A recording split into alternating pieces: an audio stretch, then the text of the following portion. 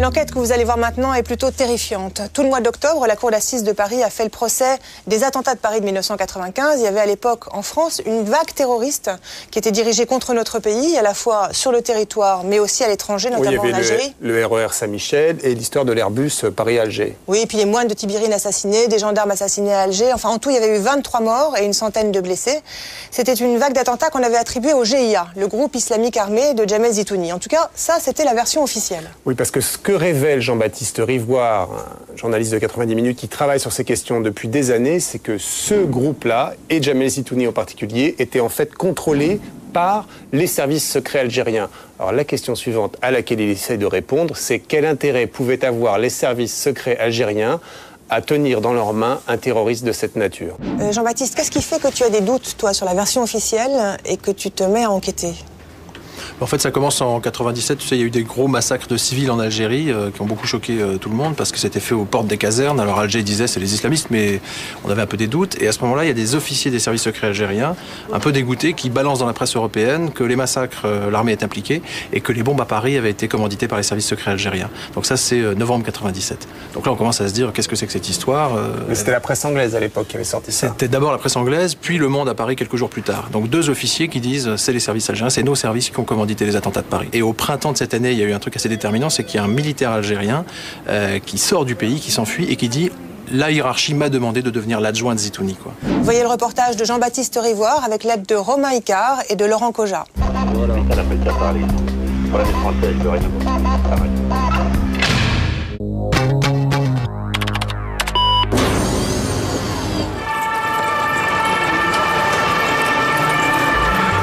Évacuez par là, s'il vous plaît.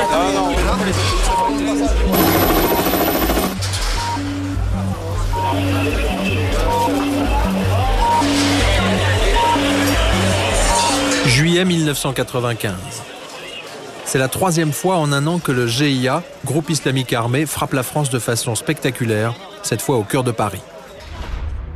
Le premier attentat remonte au 3 août 1994 avec 5 Français tués par balle à Alger. Le 24 décembre de la même année, un Airbus d'Air France est détourné en Algérie avant d'être pris d'assaut à Marseille. En juillet 1995, ce sont les bombes dans le RER, puis en 1996, l'assassinat des moines de Tibérine. Point commun de tous ces attentats, ils sont attribués à un certain Jamel Zitouni, chef du GIA. Mais aujourd'hui, d'anciens officiers des services secrets algériens affirment que derrière le terroriste Zitouni se cachaient en fait des intérêts beaucoup plus importants. Voici l'histoire d'une incroyable manipulation.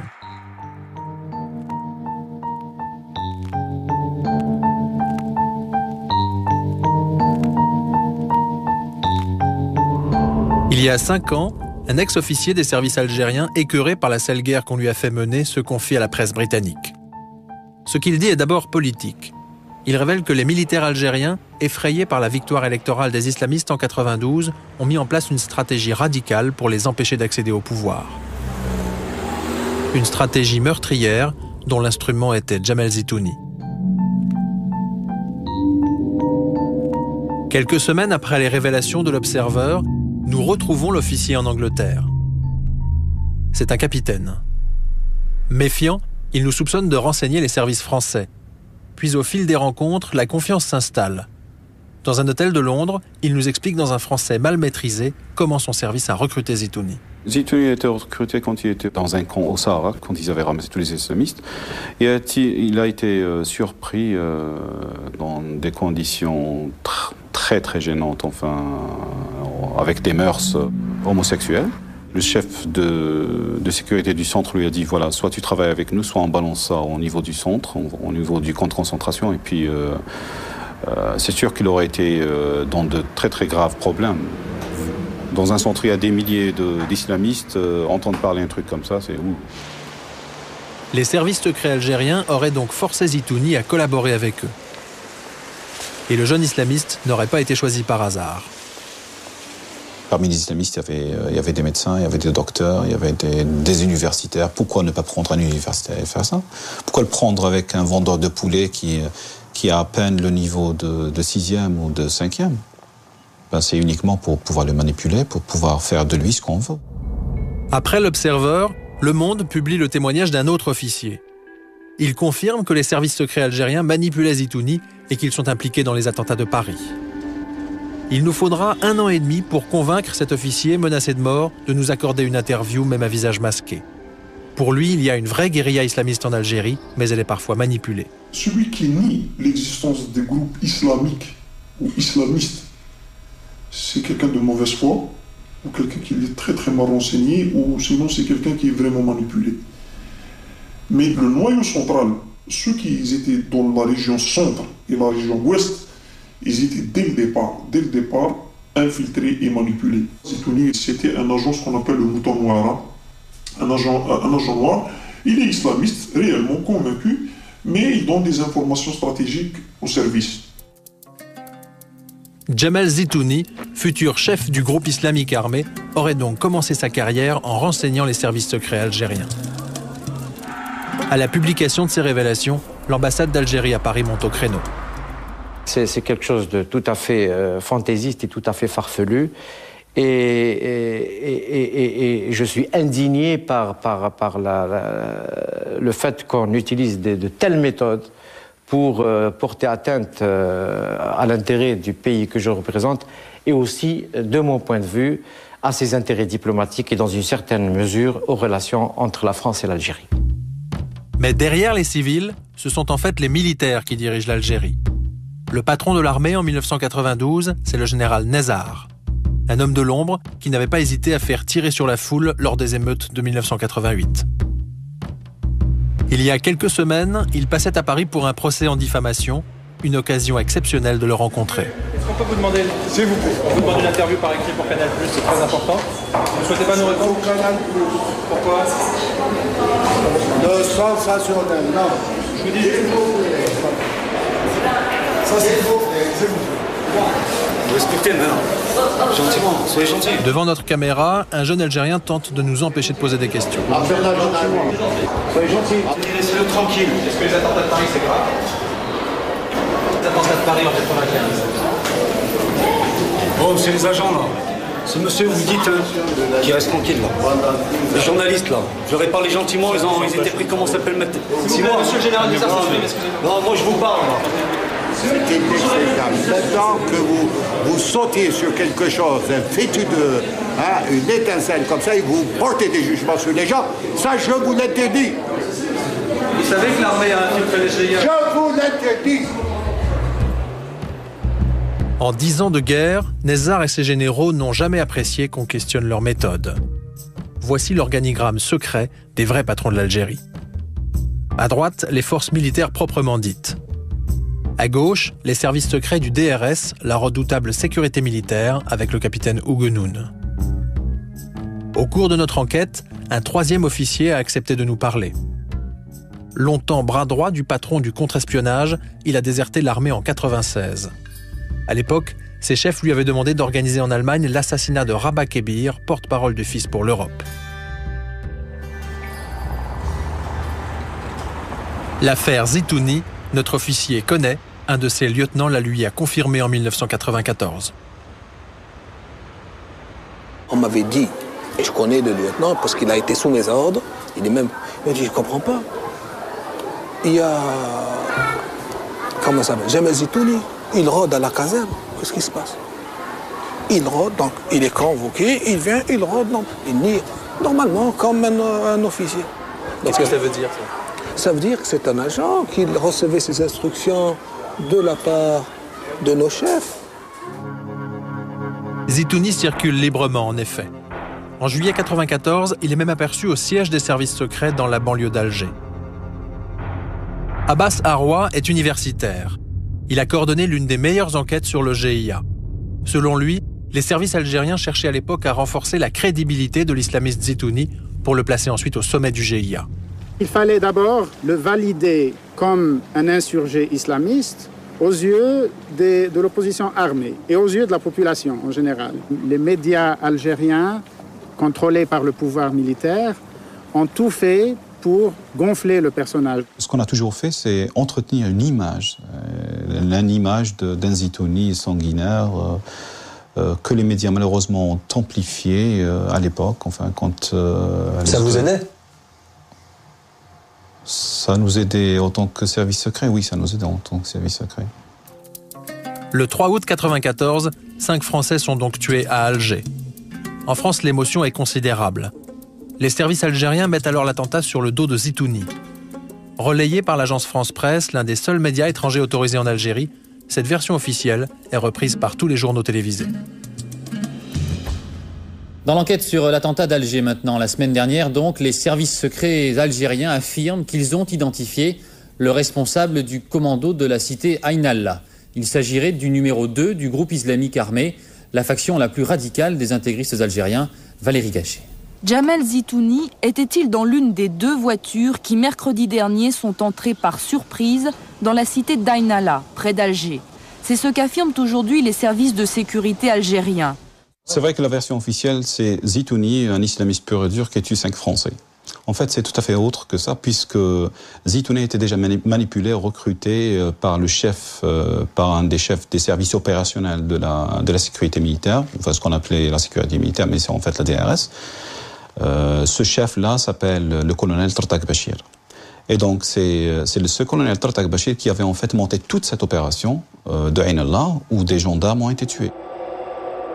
Il s'agit désormais de crédibiliser Zitouni sur la scène internationale, de renforcer son image d'islamiste sanguinaire et hostile à la France. Après avoir validé donc sa loyauté islamiste et après en avoir fait un chef médiatiquement, la phase suivante ou l'étape suivante consistait à lui faciliter un coup d'État sur le GIA. L'armée tend donc une embuscade au chef du GIA et à ses principaux lieutenants. Ils sont tous tués, sauf Zitouni. Il est épargné par les militaires. Plutôt content de l'opération, le patron du contre-espionnage algérien la raconte à ses homologues des services secrets français. Témoignage d'un haut fonctionnaire du ministère de la Défense qui préfère garder l'anonymat, mais qui s'en souvient parfaitement. Cette anecdote m'avait quand même frappé, c'est effectivement qu'ils l'ont épargné volontairement.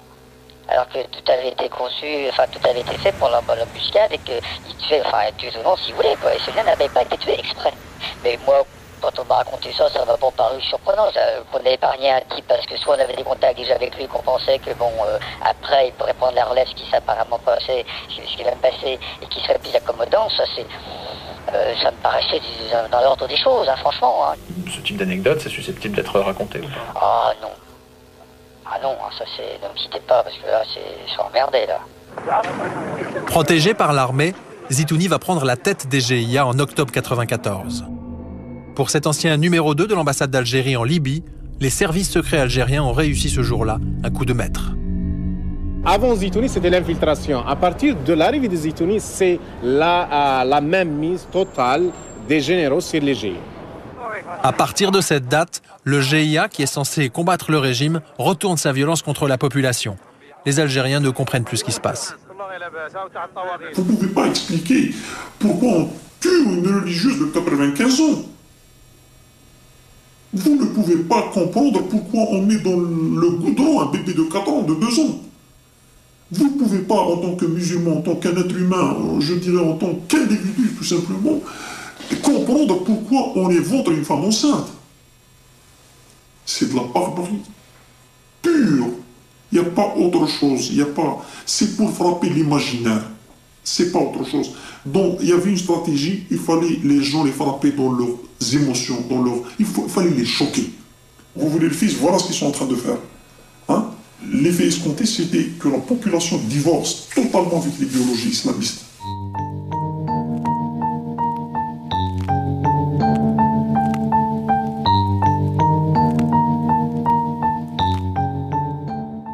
Quand il s'autoproclame chef du GIA, la première chose qu'il fait, c'est qu'il fait exécuter tous les chefs du maquis, donc, et pour les remplacer par ses complices des services de la DRS. Donc il met à la tête des maquis des gens qui lui sont fidèles et qui collaborent avec lui. Après avoir placé ses hommes, Zitouni commence à éliminer les vrais islamistes. Les chefs du fils étant en prison, il se contente de les exclure symboliquement. Mais d'autres dirigeants comme Rabat Kebir, le porte-parole du fils en Europe, ou le cheikh Sahraoui, qui dirige la mosquée de la rue Mira à Paris, sont inscrits sur une liste d'opposants à assassiner. Une liste qui n'aurait pas été établie par Zitouni. Lorsqu'il y a eu cette fameuse liste des dirigeants du FIS à exécuter à l'étranger en Algérie, elle était faite à Ben Aknoun, dans les locaux de la DRS. Parce que tout simplement, il fallait éliminer ce qu'on appelle, entre guillemets, les intellectuels du FIS. Jamel Zitouni a fait la besogne que n'a pas pu faire directement les services de sécurité algériens, à savoir s'attaquer à ces cadres du Front islamique du Sahel et de les assassiner. Zitouni et ses lieutenants font le travail, puis des communiqués portant le tampon du GIA sont publiés à Londres. Faire un tampon avec un sigle du GIA ou l'envoyer à Al-Hayat ou à n'importe quelle agence, ça veut rien dire. Ça veut rien dire, en fait, oui. El Hayat, le plus grand quotidien en langue arabe de Londres. Depuis 10 ans, ce journal publie régulièrement les communiqués du GIA en affirmant qu'ils émanent des islamistes. En fait, le journaliste chargé de l'Algérie les recevait par fax. Il n'a jamais pu en vérifier la provenance. À l'époque, le GIA sortait 2 ou 3 communiqués par semaine. Comment voulez-vous qu'on en vérifie l'authenticité? C'était impossible. Pendant 10 ans, le monde entier a donc cru à des revendications du GIA dont aucun journaliste n'a jamais vérifié l'authenticité. Et les services secrets algériens ne se seraient pas contentés de rédiger eux-mêmes certains de ces communiqués. Ce monsieur et le capitaine Chouchen, c'est la dernière preuve vivante que le GIA est une pure invention des services secrets, puisqu'on lui a donné l'ordre d'aller seconder Jamel Zitouni en 1995. On a demandé à un militaire d'aider Zitouni? Oui, on a demandé à cet officier, qui est un officier des services spéciaux, d'aller pour devenir le bras droit de Jamel Zitouni dans le maquis. Depuis que le capitaine Chouchen a confirmé publiquement son incroyable histoire, le général Nezzar a trouvé un argument imparable pour le discréditer. Chouchen est un islamiste convaincu et je le respecte parce que c'est un islamiste convaincu. C'est un officier des forces spéciales algériennes à qui on a demandé, le commandant Abdelrahman a demandé en 1995 de devenir le numéro 2 de Jamel Zitouni, à la tête du GIA. Ça c'est faux. Ça c'est à lui de le confirmer. Soldat d'élite, instructeur des forces spéciales de l'armée, le capitaine Chouchen fut longtemps un officier modèle.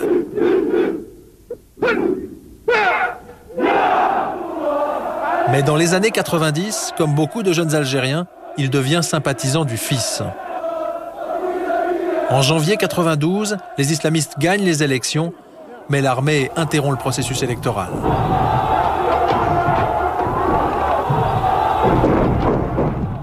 Choqué par le coup d'État, le capitaine Chouchen refuse de tirer sur la foule. Il est jeté en prison. 3 ans plus tard, la direction de l'armée vient le chercher dans sa cellule et lui propose une mission très spéciale. Au cours de notre enquête, nous l'avons retrouvé dans le nord de l'Angleterre. Pour la première fois devant une caméra, il a accepté de nous raconter ce qui lui était arrivé. Il m'a amené au centre de torture de Ben Aknoun et là, le général Kamal Abdelrahman est venu me voir et il m'a proposé de travailler avec lui. Le colonel Tartag était avec lui. Premièrement, au début, ils m'ont proposé de liquider les chefs du FIS qui avaient pris le maquis. Je leur ai dit que je croyais que vous allez me proposer de liquider Zitouni ou les gens qui ont reconnu les crimes contre les enfants, les femmes et ainsi de suite. Là, Bachir Tartag était énervé, il m'a dit laisse Zitouni tranquille, c'est notre homme et c'est avec lui que tu vas travailler. Le colonel Bachir Tartag et le général Abdelrahman, 2 des plus hauts responsables des services secrets algériens qui ont refusé notre demande d'interview, auraient donc ordonné au capitaine Chouchen d'encadrer Jamel Zitouni. C'est mettre l'un des meilleurs instructeurs de l'armée au service du chef du GIA. Là, je savais que si j'hésite je ne sortirai pas du bureau. Et c'est pour ça que j'ai dit, bon, je vais essayer de le contacter. Moi, je vais essayer de le contacter à ma façon. Ils m'ont dit, non, on va arranger ta rencontre avec lui. Chouchen accepte, il cherche à gagner du temps. Quelques semaines plus tard, l'armée lui fixe effectivement un rendez-vous dans un hôtel d'Alger. Il se rend sur place, aperçoit l'émissaire de Zitouni, puis s'éclipse et parvient finalement à rallier l'Angleterre. 6 ans d'exil. Quelle honte. Les vrais terroristes, c'est ceux-là. Voilà, le général Kamal Abdelrahman. C'est lui qui décidait pour la majorité de ce qu'il fallait faire avec Jamal Zitouni. Et les généraux vont bientôt confier à Zitouni une nouvelle mission, frapper l'Europe. Fin 1994, le régime est de plus en plus contesté sur la scène internationale. À Rome, des opposants algériens convoquent une conférence de presse. Du FLN au Front islamique du salut, tous les partis envisagent un processus de paix prévoyant le retour à la démocratie et le départ des militaires. Le monde entier comprend alors que l'Algérie peut fonctionner sans que l'armée soit au pouvoir. Les généraux s'inquiètent. Ils ont bâti leur combat sur la lutte contre les intégristes, sur la lutte contre les islamistes. Mais une fois que les islamistes sont acceptés par la société démocratique, donc tout ce qu'ils ont construit tombe comme un château de cartes. Ces gens-là, à chaque grande occasion, il faut que des attentats, le terrorisme ressurgissent pour crédibiliser leur théorie, leur discours. À partir de 14h30, 4 terroristes, ce que nous croyons être, ont pu s'infiltrer, passer les différents barrages de contrôle et ils prennent depuis cette heure-là en otage 232 passagers. Nous sommes un mois seulement après la réunion des opposants algériens à Rome.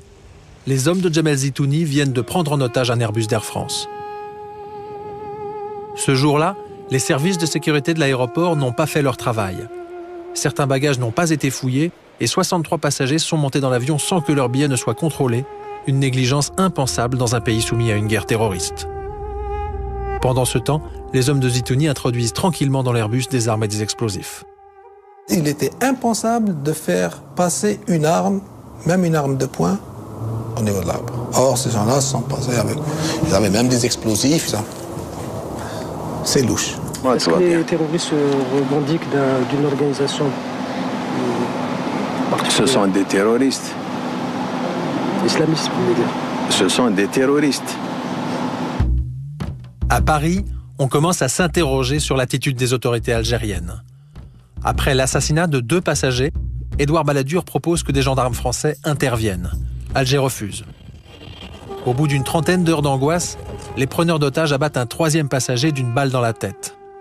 Il a 23 ans, il est cuisinier à l'ambassade de France. Le Premier ministre Édouard Balladur téléphone alors au président Zeroual. J'ai dit notamment au président Zeroual que je le tenais pour responsable de la vie des Français qui étaient dans cet avion.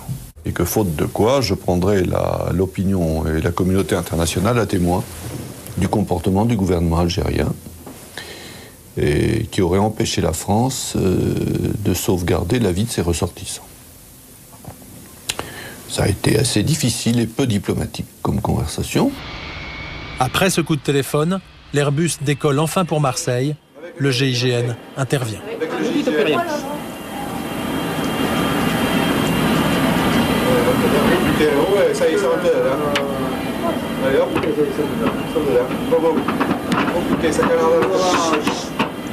Vous pouvez me dire ce qui se passe?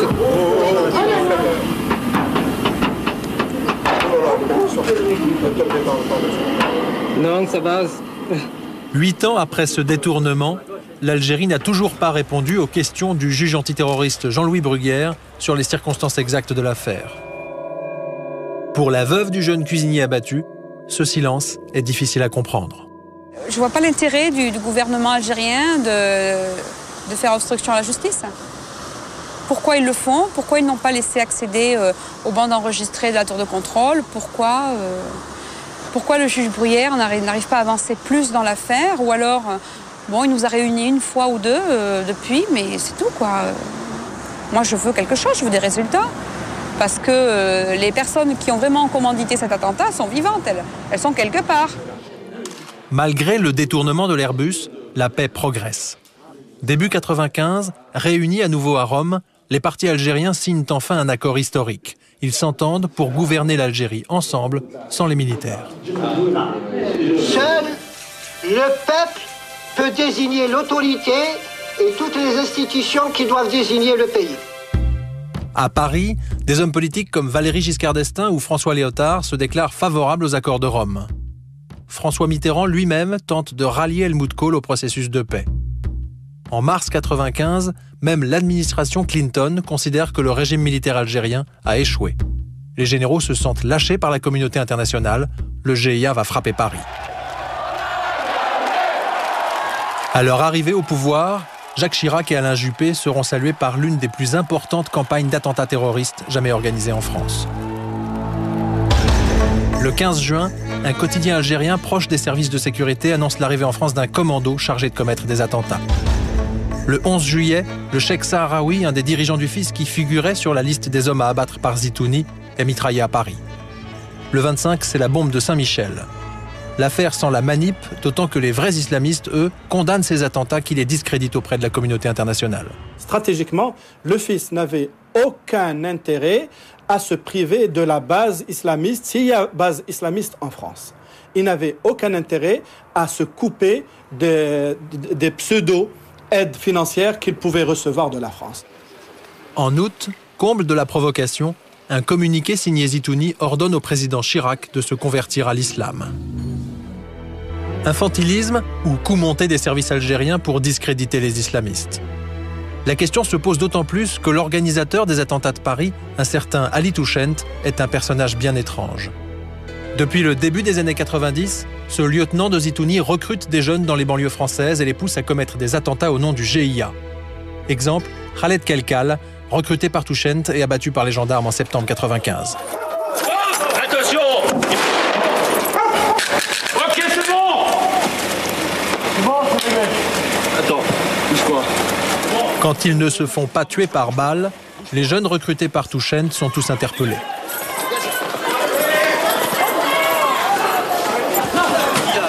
Les arrestations sont spectaculaires, mais quand les policiers interrogent les jeunes, ils sont souvent déçus. Confidence d'un policier des renseignements généraux qui était en fonction au moment des attentats de Paris. Il a été mis sur la touche après avoir dénoncé des dysfonctionnements dans son service. Ce qui était étonnant, c'est que quand on voyait ces jeunes passer, alors qu'ils venaient d'être arrêtés par la DNAT ou bien par la brigade criminelle, pour avoir fait un peu de PJ avant, je m'étonnais du comportement de ces jeunes. C'est-à-dire C'était un comportement assez enfantin.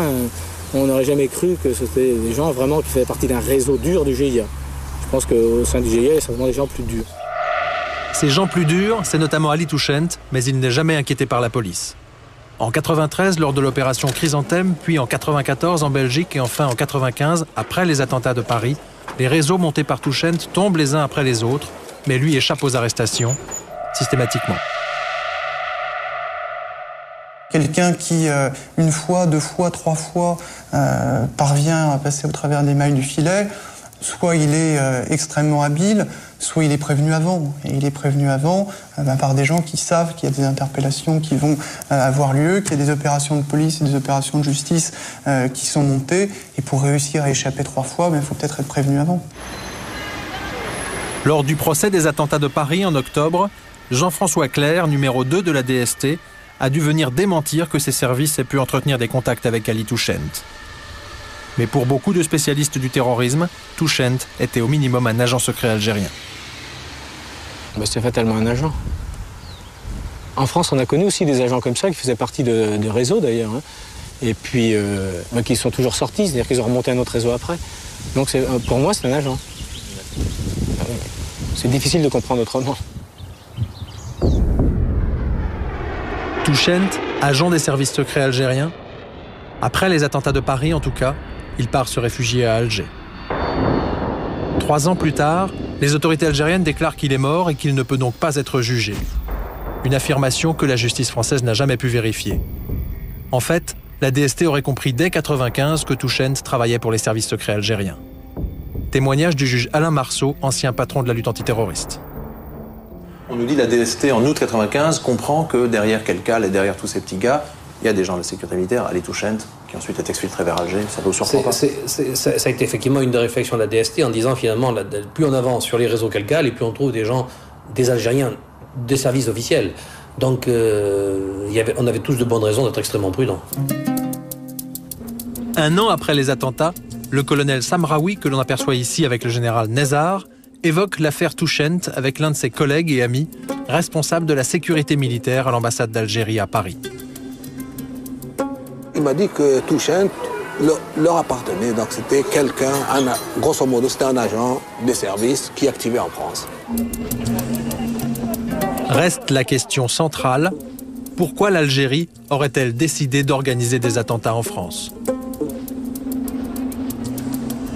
En faisant des attentats en France, on mobilise l'opinion publique française. Donc les gens vont dire, oh, l'islamisme c'est un danger, donc on va couper.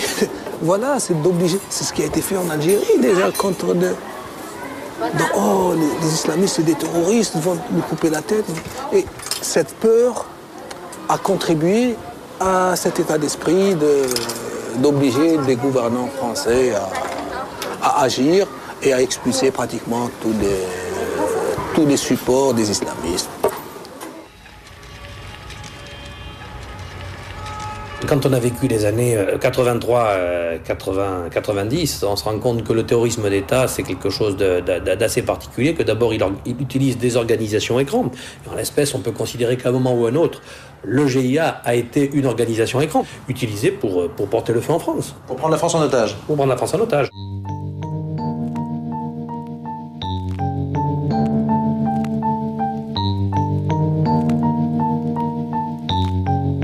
Les attentats de Paris n'auraient donc pas été du terrorisme aveugle, mais des messages envoyés par l'Algérie à la France. En 1995, le gouvernement Juppé comprend-il que notre pays est probablement victime d'un terrorisme d'État? Le bilan s'élève à 24 blessés. D'après notre enquête, la DST en avait averti Jean-Louis Debré, alors ministre de l'Intérieur, dès le mois d'août, soit un mois après la bombe de Saint-Michel. Je sais qu'un certain nombre de fonctionnaires de la DST ont eu l'occasion de faire connaître au gouvernement leurs doutes sur l'origine exacte des attentats. Et donc il ne fallait pas être manichéen en disant il y a les bons Algériens qui gouvernent et les mauvais qui commettent des attentats en France. C'était plus compliqué.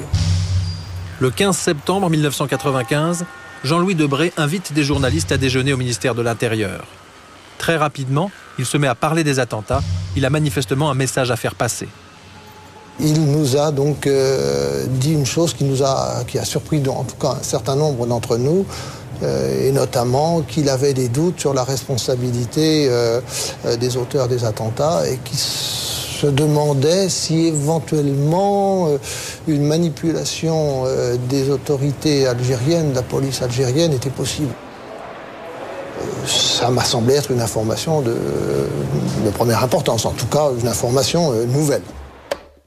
Le lendemain, à la une du Monde, les propos de Jean-Louis Debré, selon lesquels la sécurité militaire algérienne voulait que l'on parte sur de fausses pistes pour qu'on élimine des gens qui les gênent, vont provoquer la colère d'Alger. Le ministre de l'Intérieur va alors faire semblant de ne pas avoir dit ce qu'il a dit. Dans son entourage, on dément formellement l'existence de l'interview et on se réserve d'examiner toutes les suites judiciaires que mérite cette affaire. Mais quelque temps plus tard, Debré confirme ses propos à un journaliste préparant un livre sur Chirac. Dans une rencontre avec lui quelques semaines plus tard, il m'avoue qu'il l'a fait sciemment. Quel est son but? Son but, c'est d'envoyer un signal au régime algérien. On n'a pas la preuve qu'il y ait eu orchestration, manipulation des attentats de Paris. Officiellement, on attribue ça aux islamistes, mais il y a des doutes, un peu partout, dans toutes les sphères du pouvoir. Et donc, on ne va pas balancer une bombe atomique sur Alger, mais on fait passer des messages par des canaux discrets, par les services, et là, officiellement. Par la presse. Attention. Par la presse. Tout en disant qu'on ne l'a pas dit. Mais le message est passé. Monsieur le Président, bonsoir. Est-ce qu'on peut vous poser une question pour Canal+. enquête sur les attentats de Paris en 1995. Vous avez déclaré à l'époque que la sécurité militaire voulait emmener les services français sur de fausses pistes. Est-ce que vous vous en souvenez? On ne peut pas parler des attentats de Paris, monsieur Debré? Jean-Louis Debré préfère ne pas nous parler, et pourtant à l'époque, même Alain Juppé se méfie des services secrets algériens. Selon le Canard enchaîné, il aurait ordonné aux enquêteurs français de limiter à l'extrême, voire de cesser tout contact avec les services algériens de renseignement. À l'époque, notre policier des renseignements généraux apprend qu'un Algérien qui informe un de ses collègues semble bien au courant des attentats qui vont avoir lieu. Cet Algérien, avant chaque attentat, appelait le collègue DRG pour lui dire qu'il allait se passer quelque chose. Et donc, même dans le bureau de ce collègue, on trouvait ça à la fin particulier, parce que quand on a reçu un coup de téléphone de cet individu, il se disait même que ça allait péter. Vous voyez? Et alors là, évidemment, avec mon camarade, on se regardait en disant « mais c'est quand même étonnant ». J'ai compris par la suite que, évidemment, cet individu qui était venu tamponner l'officier français au 5e étage des renseignements généraux était un officier algérien. Ça, c'est clair, puisque pour moi, il avait la méthodologie, hein, et puis il avait la volonté, donc ça ne pouvait être que ça. On pouvait pas, il n'a jamais été arrêté, c'est un individu qui n'a jamais été arrêté, qui n'a jamais été ennuyé, on n'en a jamais parlé, donc c'est fatalement un type qui était couvert par notre hiérarchie, et donc il faisait partie de l'entente entre les services algériens et nous-mêmes. Un officier algérien aurait donc prévenu Paris la veille de chaque attentat. À peine croyable, ce scénario ne surprend pas le juge Marceau. Ça ne sert à rien de commettre des attentats si vous ne faites pas passer le message et si vous n'arrivez pas à contraindre la victime à céder. Donc après, se met en place une diplomatie plus ou moins parallèle. Il faut bien faire comprendre d'où vient la menace et comment on peut y mettre fin en contrepartie de certains avantages. Le régime algérien se serait donc servi du terrorisme pour forcer la France à le soutenir, et l'affaire serait un secret de polichinelle. Maintenant, une chose. Allez voir vos services, ils connaissent très bien le problème, je m'excuse. Vous voulez dire que les services secrets français sont au courant? Doivent être sûrement au courant, oui. C'est ce qui se confirme dans notre enquête, effectivement. Allez-y les voir et confirmer et condamnez-nous. Et le général Nezzar n'est pas le seul à dire que Paris savait. Quelque temps après les attentats, l'ancien Premier ministre algérien Abdelhamid Brahimi, que l'on aperçoit ici à l'époque où il était au pouvoir, recueille les confidences d'un proche du président Jacques Chirac. Il m'a dit en 1995, après que Zeroual était élu président algérien, en novembre 1995, le président Chirac lui a envoyé un message, en particulier sur 2 points. 1, lui dit que nous n'accepterons jamais à l'avenir que la sécurité militaire organise des attentats comme ils l'ont fait en 1995. Alors je dis, bon, vous savez, pourquoi vous ne le dites pas? Ça, c'est une autre histoire. Donc, les autorités françaises savent que c'est la sécurité militaire qui a fait ces attentats. Là, on vous sent très vigoureux. Après 1995, en tout cas, plus aucun responsable politique français ne prendra le risque de critiquer le pouvoir algérien. Même Lionel Jospin, pourtant peu favorable au régime des généraux, se retrouve coincé une fois devenu Premier ministre. Dans le cas de l'Algérie, la très grande difficulté, c'est que nous ne savons pas comprendre ce qui se passe véritablement en Algérie. Nous sommes contre une opposition fanatique et violente qui lutte contre un pouvoir qui lui-même utilise d'une certaine façon la violence et la force de l'État. Alors, nous sommes obligés d'être effectivement assez prudents. Je dois aussi penser quand même aux Français. Nous avons déjà été frappés et je dois veiller à ces questions. Je suis pour que nous prenions nos responsabilités, mais en pensant que la population française doit aussi être préservée. C'est lourd de dire cela, mais vous comprendrez aussi pourquoi il est de ma responsabilité de le dire. Ça veut dire que les politiques français ne peuvent pas dire ce qu'ils ont à dire sur le pouvoir algérien parce qu'ils ont peur des bombes. C'est ce que j'ai compris et ce que tous les observateurs ont compris.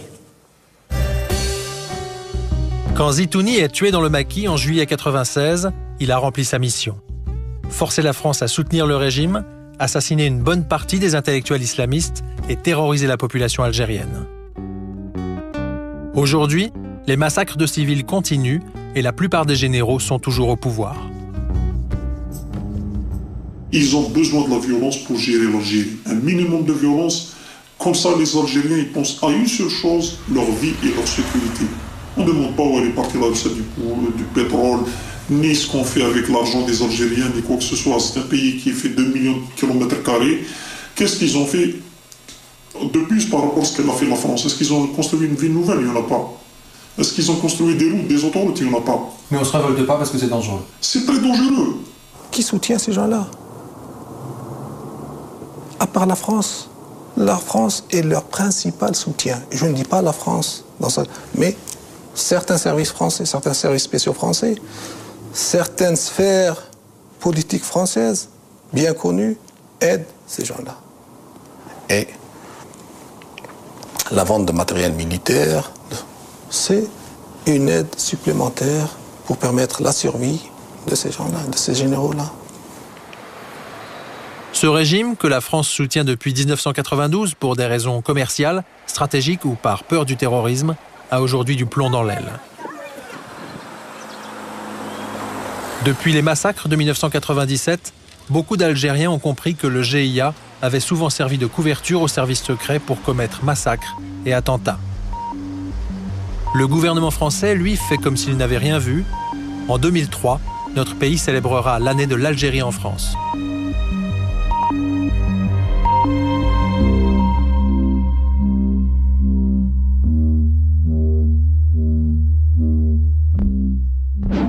Alors moi, il y a un truc qui m'a énervé dans ton sujet, c'est que Jean-Louis Debré déclare à des journalistes à multiples reprises, c'est écrit dans des livres, qui s'est douté à ce moment-là, parce que les enquêtes, parce que machin, que les services secrets algériens étaient peut-être pas étrangers aux attentats de 95. Et là, c'est le no comment absolu. Enfin, on te voit dans le film, tu vas le voir, et il répond rien. Mais enfin, comment on peut ne pas répondre à des questions d'enjeux pareils? Je sais pas si t'as pas énervé sur le coup. Ouais, c'est d'autant plus énervant que moi je lui ai envoyé des lettres, une demande d'interview par écrit pendant 2 mois, quoi. Et il m'a jamais pris au téléphone. Il fait répondre par ses services qu'il veut pas répondre. C'est un truc inimaginable dans un pays anglo-saxon, quoi. Inimaginable. Inimaginable aux États-Unis, inimaginable en Angleterre. T'es obligé quand même, t'as occupé une fonction, t'es obligé de répondre au public, c'est pas possible. Tu peux pas laisser entendre à la population que les services secrets algériens ont foutu des bombes à Paris et ne rien faire. Comme ils n'ont pas envie de faire quelque chose, ils font semblant qu'ils n'ont pas vu, quoi.